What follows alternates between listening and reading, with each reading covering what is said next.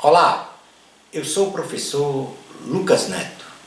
Sejam bem-vindos a mais um programa Escola Bíblica no seu lar. Lição 13. O novo homem em Jesus Cristo. Introdução. A expressão do apóstolo Paulo na carta aos Filipenses, capítulo 2, versículo 12, operai a vossa salvação com temor e tremor, enfatiza que a salvação é um processo dinâmico e destacada na obediência e na conduta cristã de acordo com a palavra de Deus. Nesta lição, entenderemos o que é o novo nascimento e estudaremos pormenorizadamente as explicações teológicas para as etapas da justificação e santificação do processo de salvação. Item número 1 da lição: novo nascimento. Jesus, numa madrugada, recebeu um homem sábio da lei e líder dos judeus, chamado Nicodemos, que queria conhecê-lo, pois o reconhecia como mestre e que só realizava milagres porque Deus era com ele. Jesus disse-lhe que ninguém pode ver o reino de Deus se não nascer de novo. Em seguida, disse-lhe também que ninguém pode entrar no reino de Deus se não nascer da água e do Espírito. Nestas singelas palavras, Jesus expõe a doutrina da salvação e revela sobre o que é o reino de Deus. No Evangelho de Jesus, segundo escreveu João, no capítulo 3, versículos 1 ao 7, há a narração deste encontro de Jesus com Nicodemos, no qual nós passamos a ler agora. Havia entre os fariseus um homem chamado Nicodemos, um dos principais dos judeus. Este de noite foi ter com Jesus e lhe disse: Rabi, sabemos que és mestre vindo da parte de Deus, porque ninguém pode fazer estes sinais que tu fazes se Deus não estiver com ele. A isto respondeu Jesus: em verdade te digo que se alguém não nascer de novo, não pode ver o reino de Deus. Perguntou-lhe Nicodemos: como pode um homem nascer sendo velho? Pode, porventura, voltar ao ventre materno e nascer segunda vez? Respondeu Jesus: em verdade te digo que quem não nascer da água e do Espírito não pode entrar no reino de Deus. O que é nascido da carne é carne, e o que é nascido do Espírito é Espírito. Não te admires de eu te dizer: importa-vos nascer de novo. O nascer de novo se reporta à origem do novo nascimento, isto é, nascer do alto, nascer de novo pelo Espírito, ter uma nova vida no Espírito para assim ampliar a visão circunscrita do mundo natural para o mundo sobrenatural, ou seja, o mundo espiritual, e por conseguinte, passa-se a enxergar o reino de Deus e o alvo principal, a vida eterna. Nicodemos não entendeu este significado, mas a partir de sua míope visão espiritual circunscrita ao mundo natural, achou que o nascer de novo seria nascer novamente a partir do ventre materno. Num sentido espiritual aprofundado, o nascer de novo, fruto de um sincero arrependimento, seria a purificação de um pecador pelo fenômeno da regeneração, na qual podemos definir como sendo que é um ato de Deus que nos liberta das consequências do pecado, especialmente a condenação eterna, e nos torna aptos para o desenvolvimento de uma vida santa. Podemos também definir o fenômeno da regeneração no ato de nascer de novo como um ato de Deus que restaura o caráter do homem para a perfeita imagem e semelhança dos atributos morais do caráter de Cristo.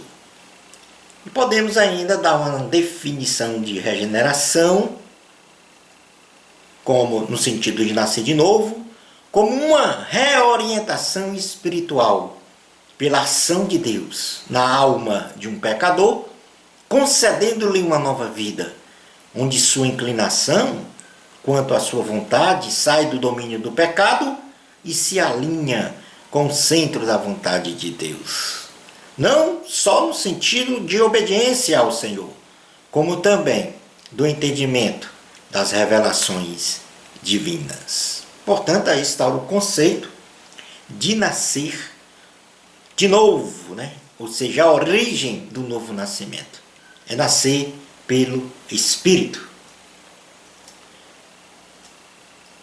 O nascer da água e do Espírito se reporta ao meio pelo qual se obtém um novo nascimento, que é pelo Espírito através de uma lavagem regeneradora e renovadora, simbolizado, no caso, pela água espiritual, o Espírito Santo. Ou seja, Jesus, na conversa com Nicodemos, enfatiza o lavar regenerador e renovador da alma de um pecador pelo Espírito para ser santo, habilitando a entrar no reino de Deus. Então, o nascer de novo, ele está intimamente ligado ao novo nascimento pelo Espírito do Senhor. Uma nova vida no Espírito do Senhor. Esse é o nascer de novo. Então, quando você nasce de novo, você passa a ver o mundo espiritual. E esse nascer de novo está conectado, está imbricado com o seu processo de conversão. Quando você se arrepende dos seus pecados e reconhece Jesus Cristo como Salvador e Senhor da sua vida. Aí você começa a ver o mundo espiritual. Você começa a ver o reino de Deus. Agora, o lavar regenerador e renovador do Espírito, representado aqui pela água, ou seja, o Espírito aqui simbolizado por essa água espiritual, nos lava, nos regenera, nos renova, e a partir daí, desta regeneração, desta renovação, nós passamos a ter o direito de entrar, não só ver, mas entrar no reino de Deus. Jesus fala assim, em João capítulo 3, versículos 6 a 8 a Nicodemos: o que é nascido da carne é carne, o que é nascido do Espírito é Espírito. Não te admires de eu te dizer, importa-vos nascer de novo. O vento sopra onde quer, ouves a sua voz, mas não sabes de onde vem, nem para onde vai. Assim é tudo o que é nascido do Espírito. Passemos agora ao item 2 da lição, que fala sobre a doutrina da justificação pela fé. Pois agora nós já sabemos o que é o nascer de novo e o nascer da água e do Espírito. A doutrina da justificação pela fé, ela se consubstancia como sendo uma das mais essenciais doutrinas do cristianismo, onde muitos estudiosos da Bíblia a consideram como a fonte de fruição das demais doutrinas, pois traz uma segura resposta aos questionamentos humanos no âmbito teológico, no que concerne à indagação de como uma pessoa pode se tornar aceitável diante de Deus. O homem carece da glória de Deus. E por este estado débil, moral e espiritual, o homem não possui justiça própria que lhe conceda o direito de estar diante de Deus, de ser aceito como cidadão celestial pelo Santo Senhor. Na carta aos Romanos, capítulo 3, versículo 23, o apóstolo Paulo aqui vai exatamente mencionar esta condição. Diz assim a palavra, Romanos 3, 23, pois todos pecaram e carecem da glória de Deus. Não são alguns, todos. É preciso então que o homem seja declarado justo em sólidas e efetivas bases espirituais para que o mesmo tenha uma larga porta para a salvação do juízo de Deus e da condenação eterna. Então agora vamos fazer aqui uma definição teológica do que é a justificação em si. Quando é que nós somos justificados diante de Deus? Definimos justificação no âmbito teológico como sendo a elevação do homem do estado de pecado, ou seja, injustiça, ao estado da graça, justiça, como uma relação justa com Deus. Em outras palavras, é um ato unilateral de Deus que, pela sua graça, ele declara o homem pecador justo.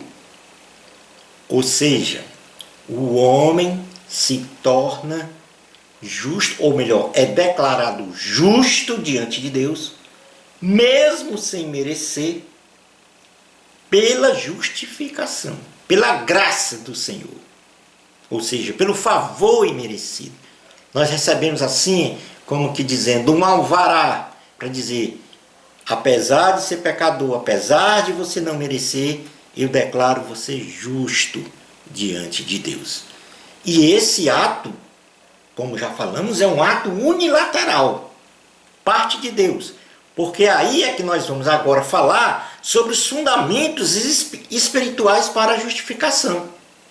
Ou seja, e isso está posto em Romanos 3, 21 até o versículo 26. Nós já mencionamos que o homem, por si só, não possui justiça própria. Logo, se depreende que a fonte da justificação do homem diante de Deus não pode ser pelas obras ou méritos humanos, nem mesmo por cerimoniais religiosos e ritualísticos, nem por todos os preceitos humanísticos, ou nem mesmo pelo humanamente possível cumprimento integral da lei de Deus. A fonte da justificação do homem é pela graça de Deus. Então aqui o primeiro fundamento, a fonte da nossa justificação, Deus e sua graça. Nós somos justificados pela graça de Deus, seu favor imerecido para conosco. Ou seja, a fonte é o próprio Deus. Não somos justificados nem pelas nossas obras, nem por méritos humanos, nem pelo cumprimento da lei, não é por cerimoniais e nem ritos, não é por ser bonzinho. A fonte da nossa justificação, ou seja, declarado justo diante de Deus, vem do próprio Deus. Ele é a fonte. Romanos capítulo 3, versículos de número 24, diz assim: sendo justificados gratuitamente por sua graça, mediante a redenção que há em Cristo Jesus. Portanto, o próprio Jesus é agora a base. Nenhuma obra humana de qualquer ordem, a religião, a filosofia, as ciências, os ritos e liturgias religiosas, os avivamentos espirituais, igrejas denominacionais realizam a justificação do homem diante de Deus. A primeira revolução espiritual da humanidade foi experimentada quando Jesus Cristo, o único Deus verdadeiro, veio a este mundo na forma de um homem e morreu na cruz em nosso lugar, tendo seu sangue vertido no madeiro para a remissão dos nossos pecados. E ao terceiro dia, ele ressuscitou gloriosamente, vencendo o aguilhão da morte, para nos dar também a esperança de se transformar ou ressurgir num corpo glorioso para viver eternamente com Cristo no céu.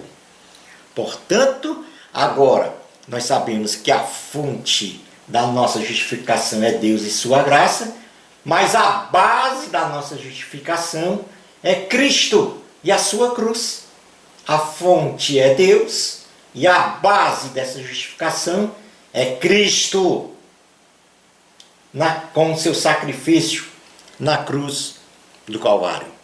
Vou repetir a leitura, Romanos 3, 24, 25, agora, crescido do versículo 25, diz: sendo justificados gratuitamente por sua graça, mediante a redenção que há em Cristo Jesus, a quem Deus propôs no seu sangue como propiciação mediante a fé para manifestar a sua justiça, por ter Deus na sua tolerância deixado impunes os pecados anteriormente cometidos. Portanto, a fonte é Deus, na nossa justificação, e a base dessa justificação é o sacrifício de Cristo na cruz. Porque foi na cruz que Cristo determinou, em primeiro lugar, a nossa redenção divina. Jesus nos resgatou da escravidão do pecado e da morte, pagando o preço de seu próprio sangue. Então, nessa base existe a redenção divina. Nesta base, que é a cruz de Cristo, nós temos a propiciação divina. Propiciação é em favor. Ou seja, Jesus, ele é o sacrifício perfeito que desvia a ira justa de Deus de nós e de nosso pecado. Ainda nesta base, que é Cristo e sua cruz, para a nossa justificação diante de Deus, houve uma demonstração divina. A morte de Jesus revela, então, a justiça de Deus em relação ao pecado. Como terceiro fundamento para a nossa justificação, ou seja, o canal da justificação do homem diante de Deus, nós temos, nesse caso, aí, a fé e não as obras. Ou seja, delineadas a fonte e a base, como já falamos da justificação, nos resta então identificarmos qual é o único canal espiritual para termos a bendita paz com Deus.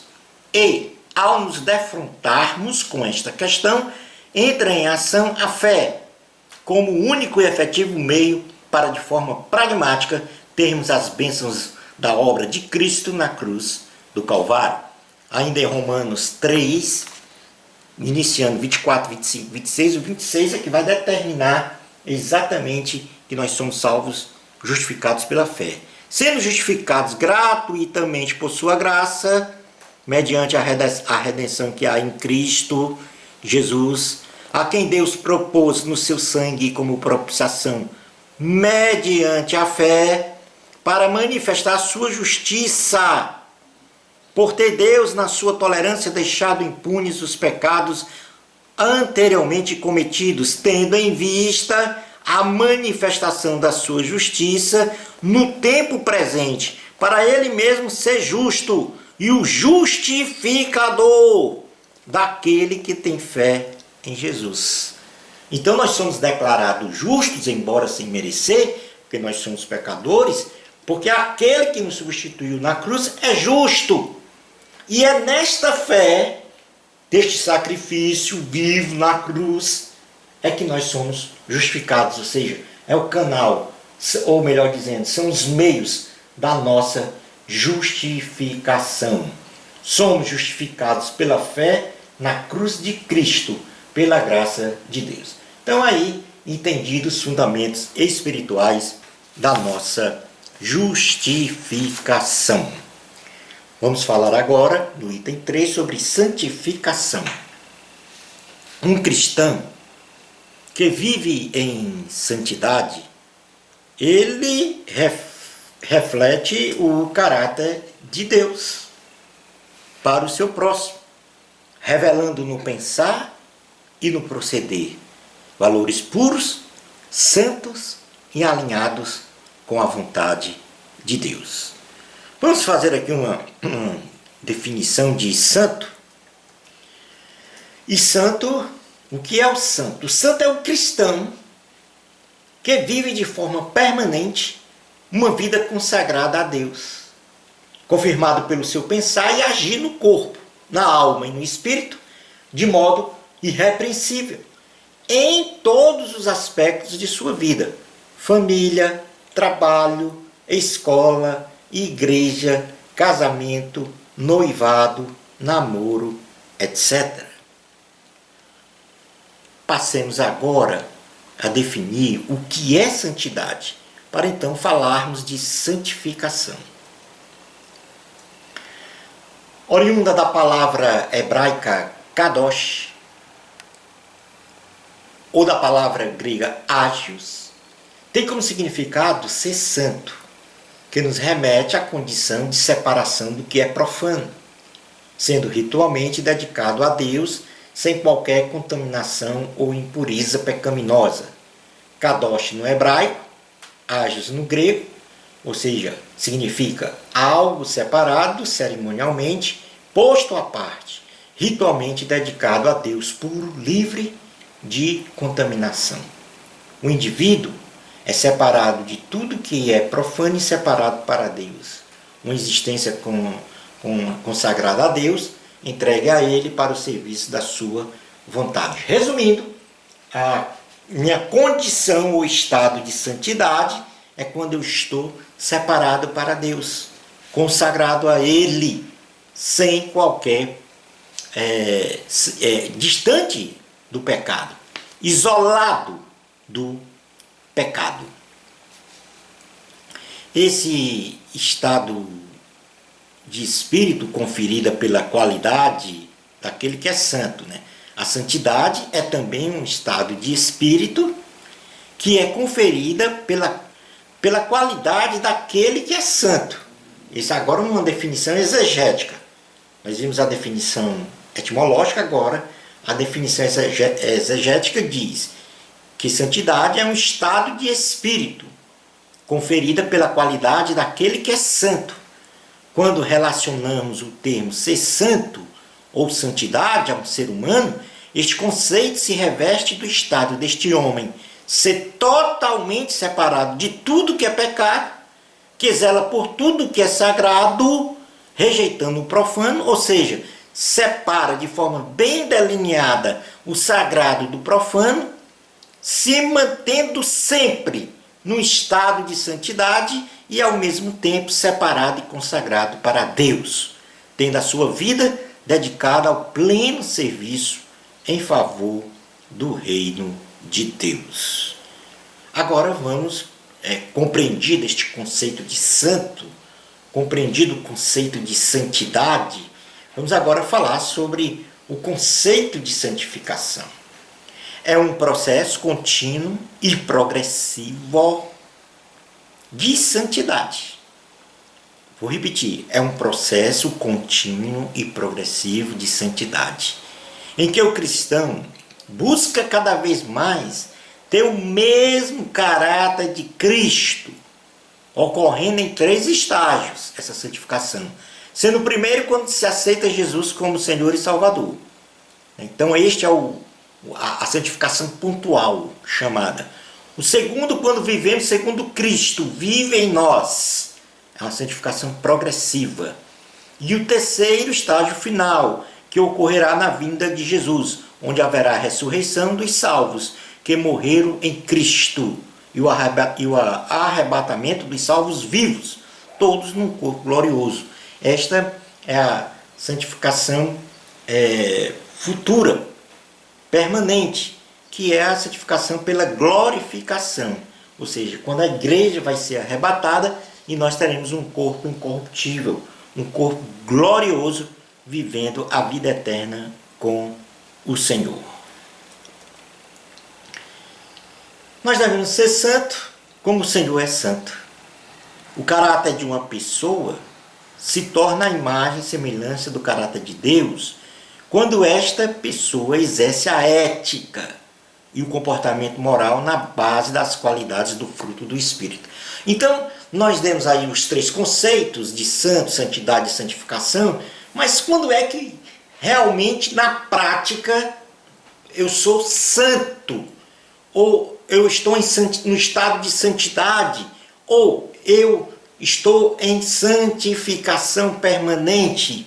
É quando você tem as virtudes do fruto do Espírito. Então, nesta condição, você passa então a ter exatamente essa condição de ser santo. Então, ter uma vida no Espírito não pode ser consolidado somente pela vontade humana.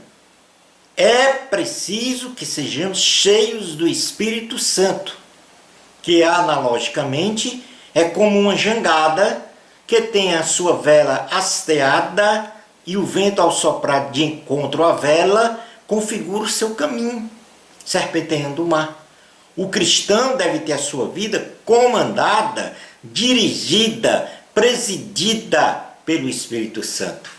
O apóstolo Paulo confirma que na natureza humana existe um conflito entre os desejos carnais e o viver no Espírito.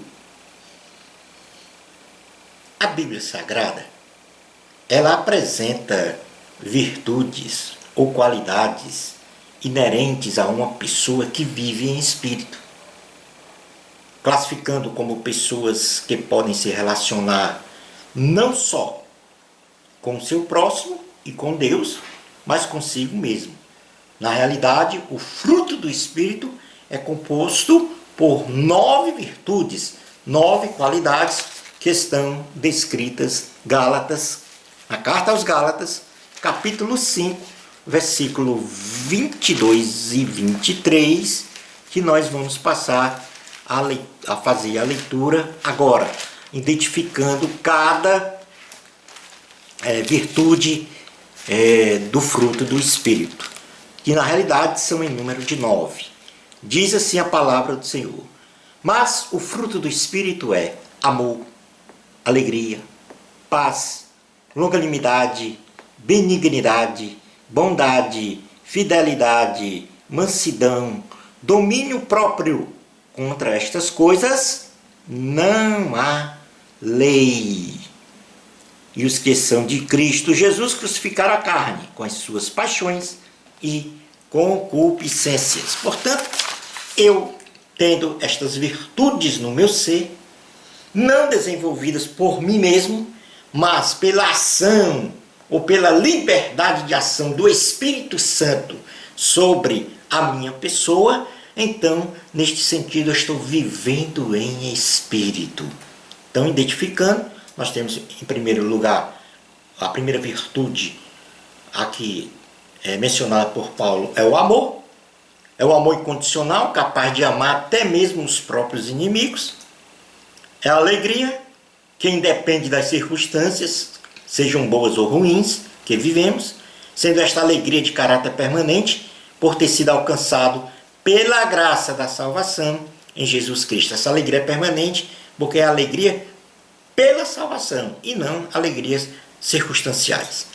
A paz, que é caracterizada de forma tridimensional, na dimensão vertical, eu tenho aí uma paz com Deus, na dimensão horizontal, uma paz com o próximo, e numa dimensão de profundidade, uma paz consigo mesmo. Outra virtude, a quarta, é a paciência, que se reflete na capacidade de suportar as perseguições incompreensões dos outros. Em outras palavras, eu tenho uma maior capacidade de resistência, de resiliência às adversidades. A quinta qualidade ou virtude é a benignidade, que é a capacidade de ser gentil para com os outros, ou seja, demonstrar delicadeza em todas as ações com relação ao próximo. Em sexto, nós temos a bondade, que é a capacidade de praticar o bem a todos, sem qualquer interesse particular ou recompensa. A fidelidade, que é a virtude, que através de atos e práticas, o cristão demonstra ser fiel a Deus e ao próximo, independente das circunstâncias. A mansidão, que é a virtude que, em meio a verdadeiras situações desagradáveis e de perturbação, a pessoa se mantém serena e pacífica. E, por fim, o domínio próprio, que é a virtude de controlar as paixões da carne ou evitar palavras e atos que não corroboram com a vontade de Deus. Nesse sentido, então, quando eu tenho estas 9 virtudes desenvolvidas no meu ser, no meu corpo, na minha alma, no meu espírito, por ação e liberdade do Espírito Santo em mim, então eu começo a ser santo como o Senhor é santo. E nesse sentido, Deus, ele é santo, separado do pecado. Deus é justo, só faz o que é certo. Ele é fiel, ou seja, temos plena confiança nele. E ele é misericordioso, porque ele tem compaixão. Mas, sobretudo, Deus é amor. Sejamos, então, iguais a Deus. Porque ele diz, sede santos, porque eu sou santo. E ser santo é ser semelhante à imagem de Deus. E estas virtudes do fruto do Espírito nos garante esta condição de ser mais parecidos com Deus. Um outro ponto importante no sentido de sermos santos ou de vivermos, no caso aqui que nós estamos discutindo, a questão de estar num estado de santidade e num crescimento progressivo de santificação, nós não poderíamos deixar de falar sobre o amor, que inclusive é a base do cristianismo. O amor, ele não é só um sentimento, mas ele também é um comportamento que demonstra palavras e ações com as mesmas características do amor ágape, o amor de Deus, explicitados pelo apóstolo Paulo, na primeira carta aos Coríntios, no capítulo 13, versículos 4 a 7, que nós vamos passar a realizar a leitura neste momento. Primeira carta aos Coríntios, capítulo 13, versículo 4 ao 7, diz assim: o amor é paciente, o amor é benigno, o amor não arde em ciúmes, o amor não se ufana, o amor não se ensoberbece, o amor não se conduz inconvenientemente, o amor não procura os seus interesses, o amor não se exaspera, o amor não se ressente do mal, o amor não se alegra com a injustiça, mas regozija-se com a verdade. O amor tudo sofre, o amor tudo crê, o amor tudo espera, o amor tudo suporta. Então, neste sentido, nós não poderíamos deixar de falar do amor, porque o amor é a base do cristianismo. O amor é a base do comportamento cristão. Como já falamos, o amor não é sentimento, só sentimento. O amor também é comportamento. E neste texto que nós lemos, o apóstolo Paulo define aqui o amor ágape. Então, para que eu tenha um amor de Deus no meu ser, eu tenho que ter estas virtudes, também desenvolvidas pela ação do Espírito Santo, tal qual as qualidades do fruto do Espírito. Então vamos mencionar, definir aqui cada virtude dessa, do amor, e verificar se elas estão em nós.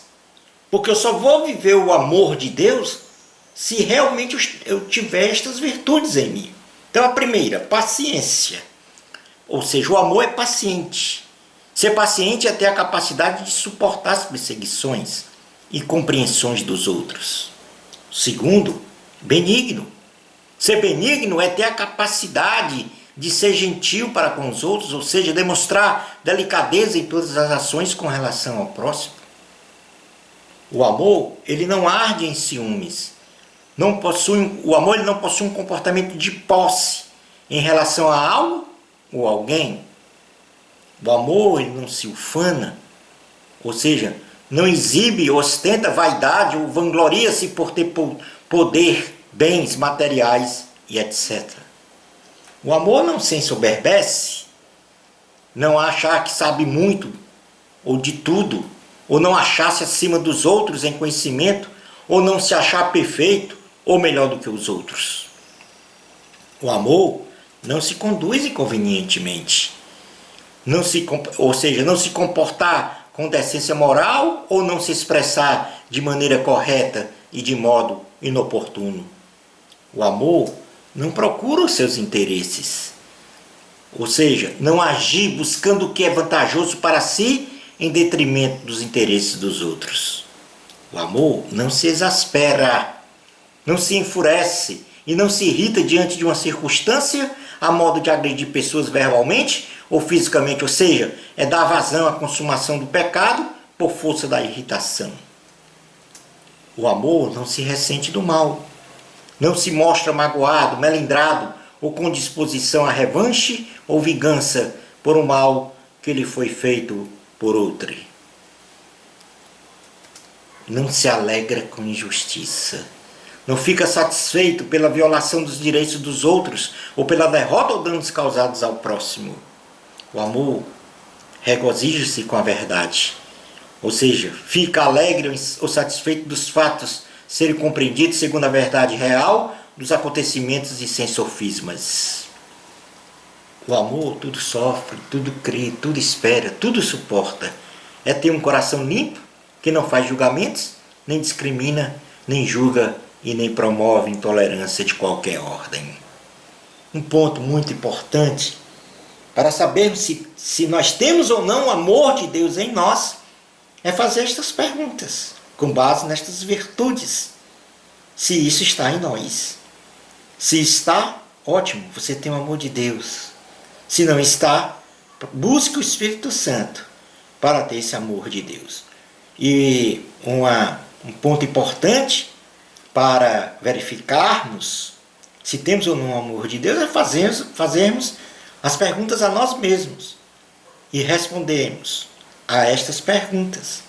Eu vou fazer apenas aqui algumas e você, posteriormente, lendo na primeira carta aos Coríntios, capítulo 3, versículos 4 a 7, faz a pergunta a você mesmo e responde. Então, por exemplo, eu posso chegar e aonde tem a palavra amor, colocar o meu nome. Então, por exemplo, o professor Lucas é paciente? E aí eu tenho que responder se sou paciente ou não. Se não, tenho que buscar o Espírito Santo para ter paciência. O professor Lucas é benigno? O professor Lucas não se arde em ciúmes? O professor Lucas não se ufana? O professor Lucas não se ensoberbece? O professor Lucas não é inconveniente? O professor Lucas não procura os seus interesses? O professor Lucas não se exaspera? O professor Lucas não se ressente do mal? O professor Lucas não se alegra com a injustiça? O professor Lucas regozija-se com a verdade? O professor Lucas tudo sofre, tudo crê, tudo espera, tudo suporta? Portanto, tenho que responder a todas essas questões e onde houver precariedade no atendimento destas virtudes, tenho que orar ao Espírito Santo para agir no meu ser e eu ter o amor de Deus em mim. Concluindo a nossa aula, Jesus Cristo é o caminho, a verdade e a vida. Ele morreu por nós, para nos salvar de tão grande condenação que era ser escravo eternamente no mundo das trevas. Só temos uma vida física, e é vivendo nela que temos que desenvolver a salvação, recebida através da eleição, da chamada ou vocação, da conversão pelo arrependimento mediante a fé, da regeneração, da justificação e pela adoção de filhos de Deus, nos santificando para a consolidação de um corpo glorificado. Este trabalho foi feito para a honra e glória de nosso Senhor Jesus Cristo. A todos, muito obrigado. Aí estão os endereços das minhas páginas sociais, onde vocês podem ter acesso às notas de aula, a estes slides, bem como a gravação, ou seja, a videoaula presente. Chegamos ao final da nossa aula. Bênçãos especiais de Jesus para você. Amor a Cristo. A glória é de Deus. Até ao nosso próximo programa Escola Bíblica no seu lar, se Deus permitir.